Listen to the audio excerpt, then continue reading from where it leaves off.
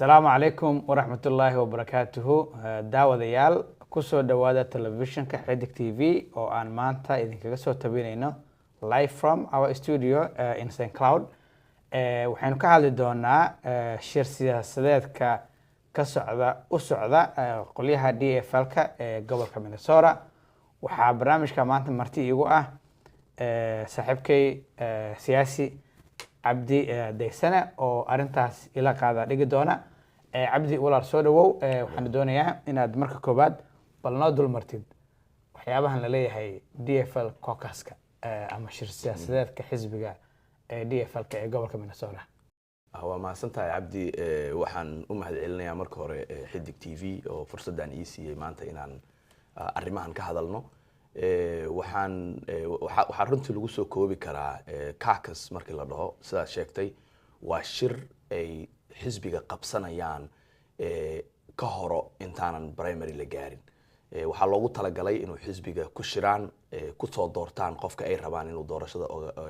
ku matalo ayna ku doortaan maaragtay issue-yada iyo ama platformka xisbiga wixii ay rabaan inay ka bedelaan ama waxa ay rabaan priority inay ka dhigaan. So waa meel kulan oo dadka isugu imaanayaan xaafad baa la isugu imaanayaa. waa la wada fadhiisanayaa, waa la shirayaa, dad baa la dooranayaa, issue-ga muhiimka ah la dooranaya. Delegates-ki ka qayb gala conference-yada socda. Yes. Cabdow waa mahadsan tahay. dalkeen hadda wuxuu ku jira arrimo badan oo xasaasi ah. dad badan oo Soomaalida kamid ah mar walba waxay ku doodi jireen inaysan muhiim ahayn in siyaasadda laga qayb qaato. annagoo eegayna marka sida siyaasadaha dalka ka jira ay inoo saameynayaan neighborhood-yadan xaafadaheena. marka maxaad oran lahayd dadka Soomaalida ah inay eegaan which issues iyo siday uga qayb qaadan lahaayeen waxyaabaha ka socda xaafadahooda oo aad leedahay kulankan wada tashiga ah caawa noo dulmar meesha uu ka dhacayo xilliga uu dhacayo iyo cidda ay tahay in ay imaato iyo xaafadda adiga aad ka taagan tahay.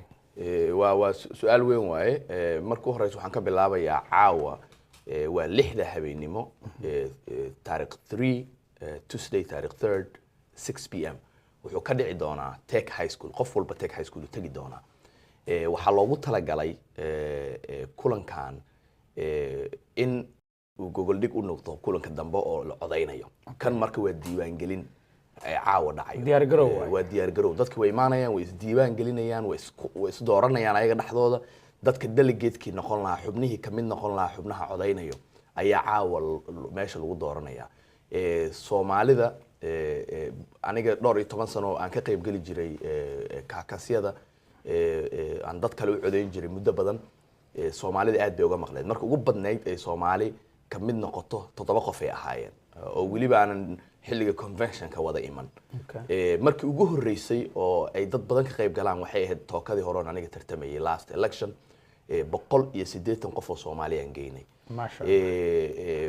dadkii meesha xisbigii ay ogaadeen horta inaan si fiican kamid nahayba oo aan caucus-ka ka imaanin. because caucus-ka waa lagu arkayaa kamid baa tahay markaad show up garayso. haddana waxaan u baahannahay tiradaas iyo ka badan inay imaadaan. tirada guud oo aniga xaafadaan ka tartamayo district 14A ah, tirada guud ee delegate-ka looga baahan yahay waxa waaye 224 delegate. laakiin intaa kaliya kama qayb qaadan karto. waxaa ka qayb qaadan kartaa wax loo yaqaan alternate-ka micnaheedu waxa waaye haddii qof delegate-ka kamid ah la waayo ama maqnaado maalinkaas ama dana ku soo baxdo, dad lagu bedelaa jooga, back up jooga. so dadka tiradaas in la eegreeyna waxay noqon karaan delegate alternate noqon karaan. marka muhiimadda waxa weeye inay dadka soo baxaan, imaadaan goobta Tech High School, ka qayb qaataan shirkaas weyn oo caawa dhacayo. shirku wuxuu u dhici doonaa marka hore hal meel la isugu imaan doonaa. qofku is diiwaan gelinayaa. markuu is diiwaan geliyo waxaa dhici doonta in speech yar la bixiyo dadka tartamayo oo aniga aan kamid ahay musharaxiinta ay hadlaan 5 daqiiqo wax badan maaha. dan kadib qof walba group walba waxay galayaan, xaafad walba waxay galayaan qol ayaga u khaas ah oo ay kaga shirayaan arrimahooda. qolkaas marka way isku soo dooranayaan. qolka markay galaan waxay dooran doonaan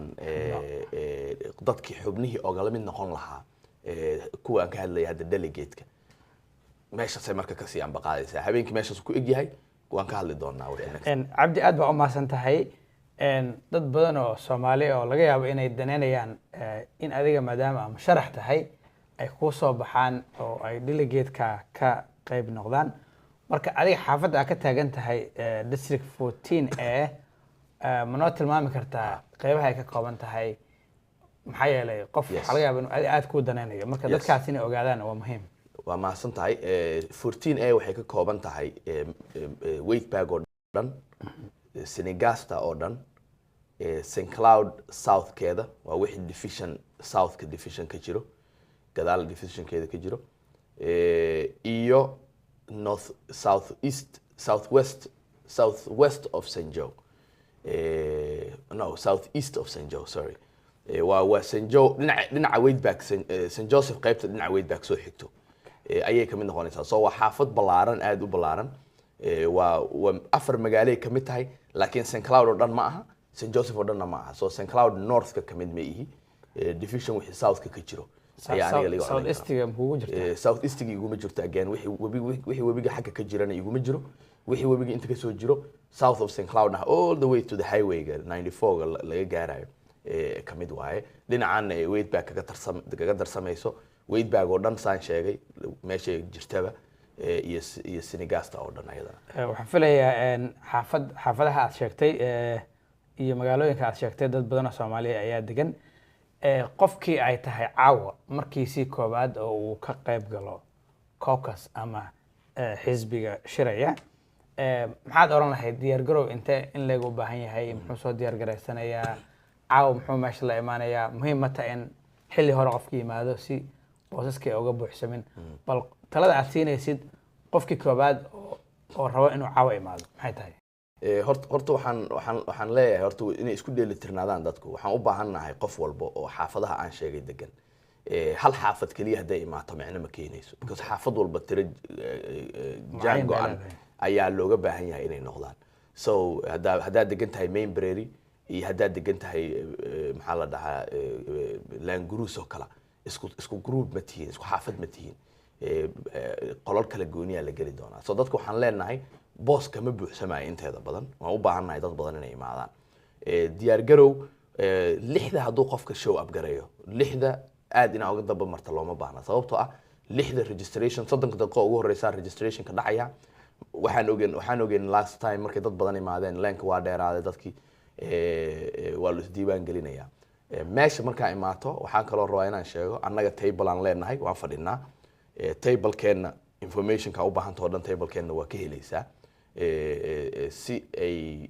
maaragtay aad wixii u fahanto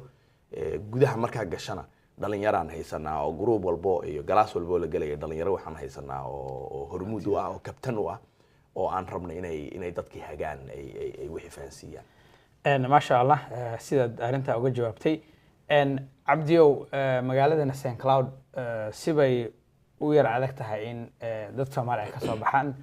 annagoo marka wax ka baranayna guulaha ay gaareen magaalooyinka kale oo mataanaha oo kale Minneapolis, St Paul iyo agaarkooda dadka sida ay uga qayb galaan siyaasadda isu muujiyaan annaga St Cloud ahaan maxay dadka qaban karaan si aan u helno representation والله waa su'aal horta aad u wanaagsan waagan city council ku tartamayay aan debate anoo kula jiro dood kula jiro dadka kale oo tartamayo nin kamid ahaa city council ka wuxuu ugu yiri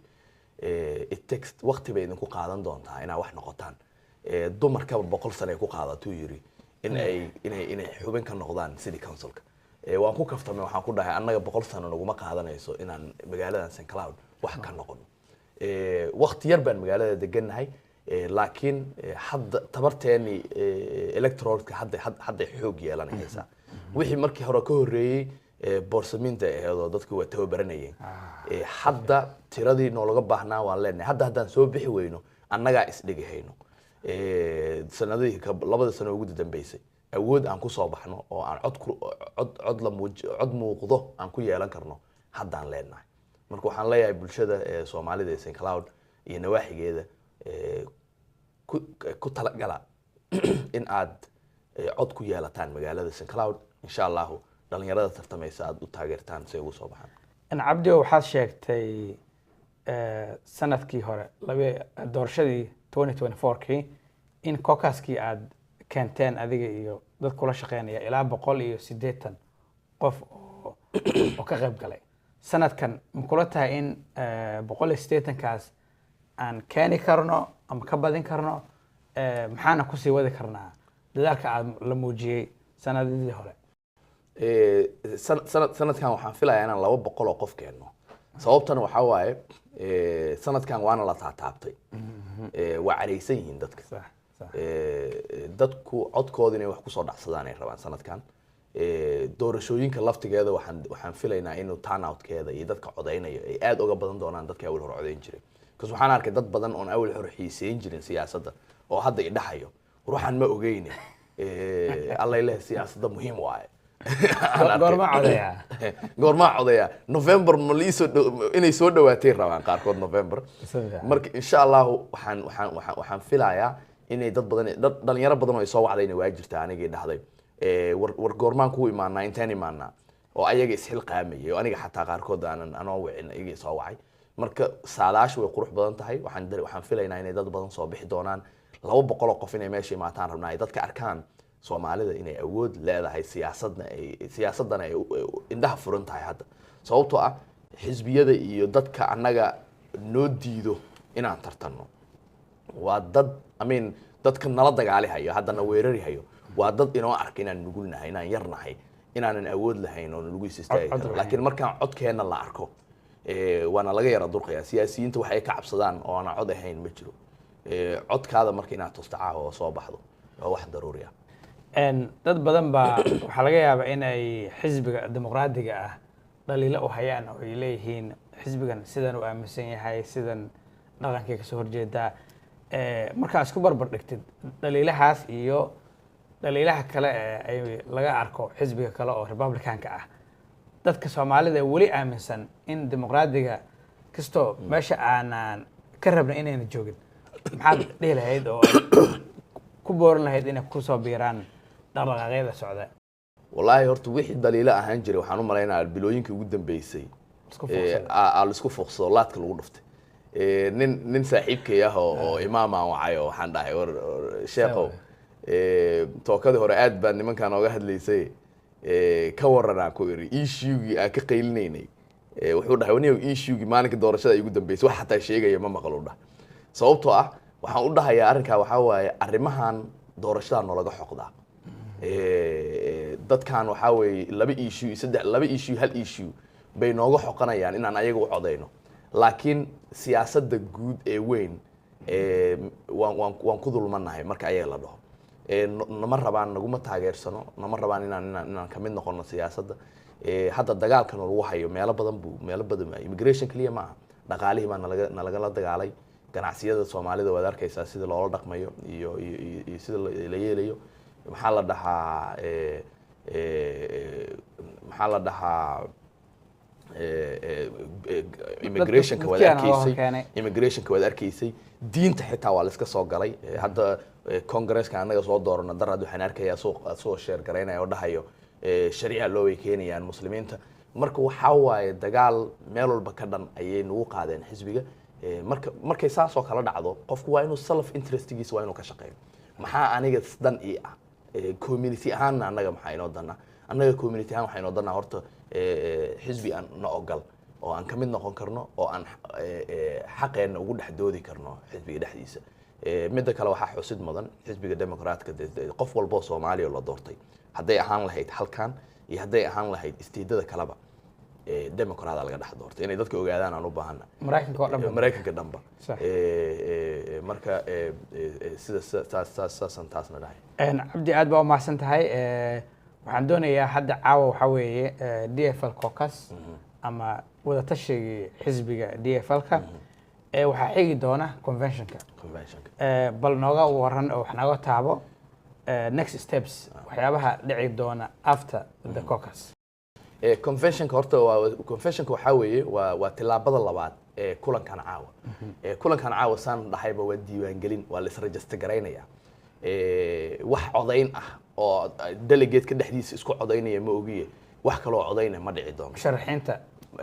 lama codeynayo musharaxiinta looma codeynayo xataa issue-yada way gudbinayaan